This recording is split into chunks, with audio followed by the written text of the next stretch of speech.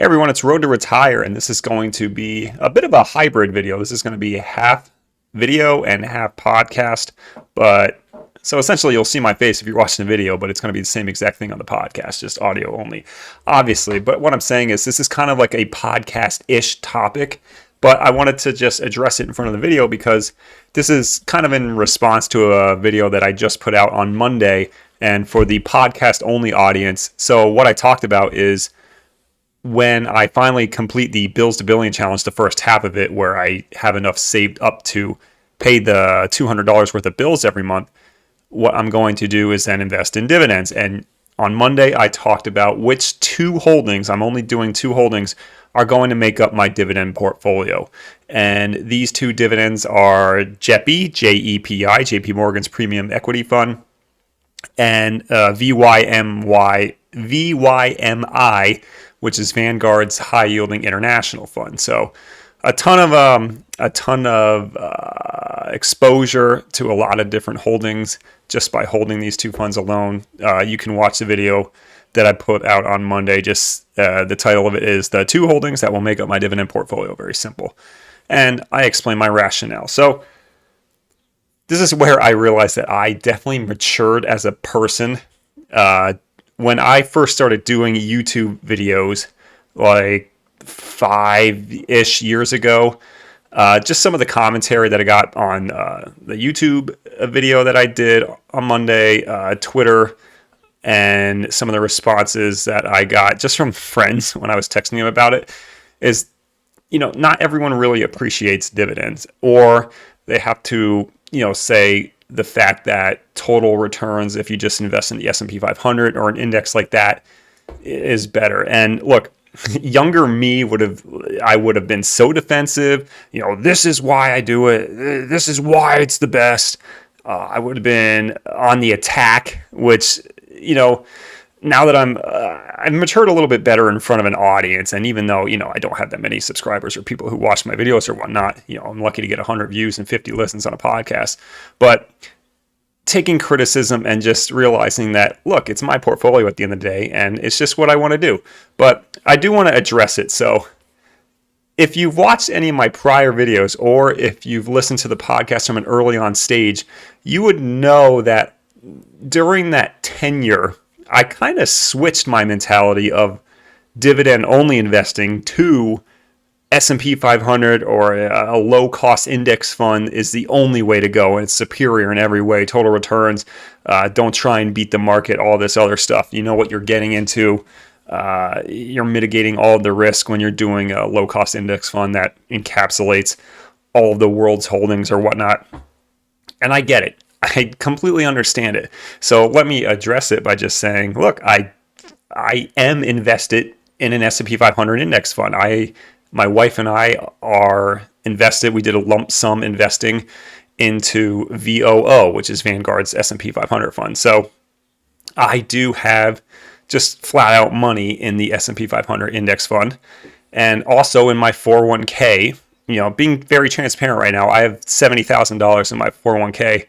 And roughly 47,000-ish, I believe, is in an S&P 500 index fund or very large cap holdings, stuff like that. So I am clearly in the understanding of why, you have this mentality of, look, this is the best way to grow. Why would you do dividends at such a young age? And this is where it's important to just realize, everyone has their portfolio built for a specific reason. Even people who are day traders or swing traders, or they believe in holding individual stocks, their risk tolerance is a lot higher. And to some of them, it is gambling. It was gambling to me when I did day and swing trading, and their portfolio kind of reflected that. So what I'm getting at here is, what does my future dividend portfolio reflect? And all it reflects in me and my philosophy is, it's great that at this moment in time where I don't have kids at the moment and I still have discretionary income available to me, it's nice that I have the time to do these side hustles. I'm lucky enough where I can work from home, and as soon as 5 o'clock rolls around after I go for my walk, I can come in here, do a YouTube video or a podcast, or I can go right to the computer. Today was a great example. I woke up at 6:30. I usually start my work day at 8 o'clock, but again, I'm lucky enough to work from home. I come in at 6:30, I go right to my computer, and I just work on side hustles for an hour and a half straight. And I can do it right from my PJs. I'm my pajamas and my PJs. I'm blessed. I'm able to do that at this moment in time. And I get the mentality where it's like, it's great that I can earn this money and then pay bills directly. But first of all, it's not very sustainable. It's just not. Like, I'm going to get much busier times at work, so I'm not going to want to do this. I'm hoping soon enough that I am able to have a child or children. So, how much time am I really going to be dedicating to stuff like remote task and Mechanical Turk or selling on eBay, stuff like that? I hope I will still do some, but you don't know what is going to happen. So my philosophy here is that, even if I'm paying excess tax, because since I'm doing this all in a taxable account, not a Roth IRA, not a 401k version account, not a retirement account of any kind, an individual taxable account, in terms of efficiency with taxes, it's just not there with dividends, especially at this age. And I get that.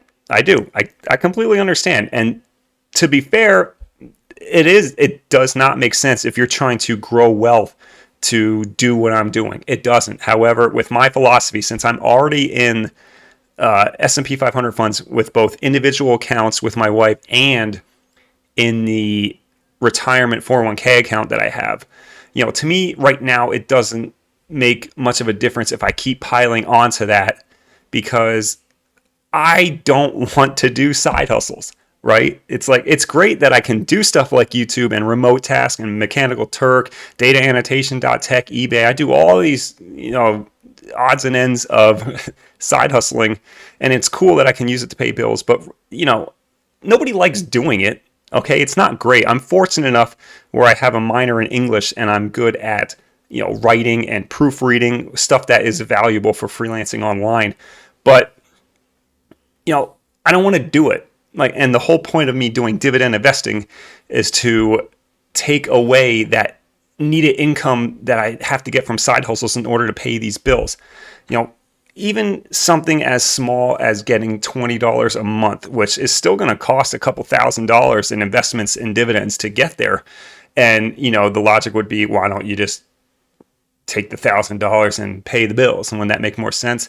I mean, eventually I want to replace that income. And I get it when everyone says like the taxes are inefficient that way. You're paying tax on stuff that you're already paying tax on when you take the distribution. First of all, I mean, you're going to pay the tax regardless. Even if you get S&P 500 dividends, you're still going to pay taxes on that. I understand stuff like JEPI, a large majority of it's unqualified. But the point I'm getting at, if I have to pay a little bit more tax, but I have the comfort knowing, I don't have to work as hard on side hustles anymore, for me personally, it's just well worth it. And second of all, like with dividend investing, I was addicted from the get-go when I started doing my YouTube channel and back when I was called Dividend Grinder. And I just wanted more and more and more. And I got that feeling back where it's just like, I am so motivated to bust my ass now with any side hustles or extra income activity that I do, that the bug is back. And it's great because it keeps me motivated to invest. I did it for a while when I lived back in my townhouse like 4 years ago, where I was investing in VOO with my wife, and a part of my side hustle income at the time, back when I was off YouTube for my little hiatus, part of it was going into VOO, and it's not as rewarding. And I don't like the mentality if I wanted to take money out of VOO right away, where it's you have to do that, like, oh, you take 5% of your total holdings and then you just withdraw it, and then theoretically you're going to compound the next year and you'll get that 5% and then some back. I just don't like doing that. I don't like the idea of getting rid of shares. And I'm hoping that I can have kids.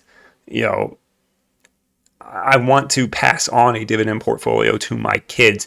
Yeah, maybe it won't be the most tax efficient for them, but I know what struggles I grew up with.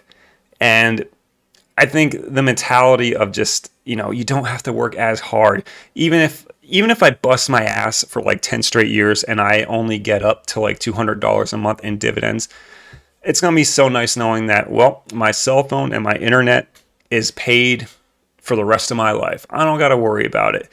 Is it the most tax efficient? No, but at the same time, it's going to give me peace of mind. It's going to make me want to invest and earn as much as possible right now. And it's just going to be a great feeling down the line. I know my future self is going to thank me for doing this type of investing. Now, look, this will be completely different for someone where if you were my age, 32 years old, I just turned it in March, so young 30s, and if you were in a situation where you didn't have any investments, like let's say your 401k is really low, or it's in something like bonds or a money market or something very conservative, and you didn't have anything in like an S&P 500 or just a basic low-cost index fund, then if you were going pure dividends, okay, I could see there, you have more of a case. But for me personally, and this is why it's hard to make blanket statements about what situational investing is right for you, because in my situation, I am already heavily loaded into VOO and a low-cost index fund and large cap index funds in the United States and globally. I'm already highly exposed to that. So for me, investing only side hustle money into dividend investing, it's really not that big of a deal, right? And, the whole tax thing, it's like, I get it, but let's put this thing into perspective. In order for me to get like $1 a month out of JEPI, I'm going to have to earn about, let's just say they pay the dividend of roughly like 30 cents. That's being on the low for the past year, what they paid out. But let's say it's like 30 cents a share. So I need like 3.25 shares. And if the share price is like $50, which is really low, it's like 54, 55 right now. But let's just say it's $50. I have to earn roughly $175 or so, like $170 just to get $1 a month.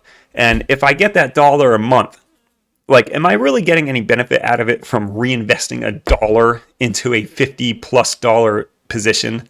Like, where I can buy like 1/20th of a share? Like, that's not even enough to get me a penny a month. So I don't care if I pay tax on $1 dividend.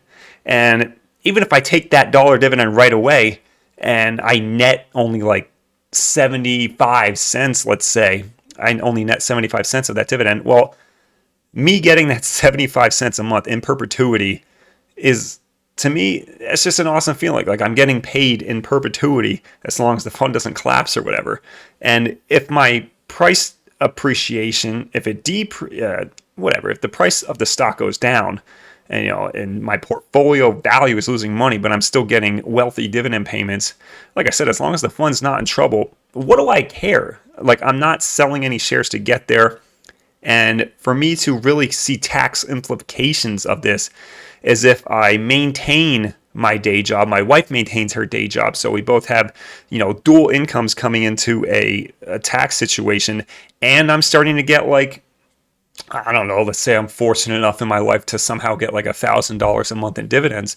Yeah, then the taxes start to become a little more pain in the ass. But if my income from dividends is that high at that point, I'm just going to save some of the dividend income specifically for taxes. So, in that theoretical example, in a perfect world where it's like I would get $1,000 a month in dividend income, well, then I would only take out $750 to use, and then I would just stash away that $250 extra for the 25% tax rate or whatever it would be, depending, how much of it is qualified or whatnot. I would just put it away and then save it for taxes. Is that such a bad thing? And it's like, I get it. It's if you're not compounding fully, then what's the point? Well, it's like the point is I want to use some of this income when I'm in my 30s. I don't want to wait until I'm like 40 or 50 to start taking out of like VOO or something, or VTI or VT, like one of those funds. It's just, I don't want to wait. And since I'm already exposed in those low cost index funds, there's no real downside to me investing in the dividends. And if I have to pay some more tax, then so be it. I'm going to be a happier person because of it. I just know I am. I've never been more motivated until I started doing this Bills to Billions challenge. I have not felt this motivated in like 5 years to do investing like this. So that's just how it is.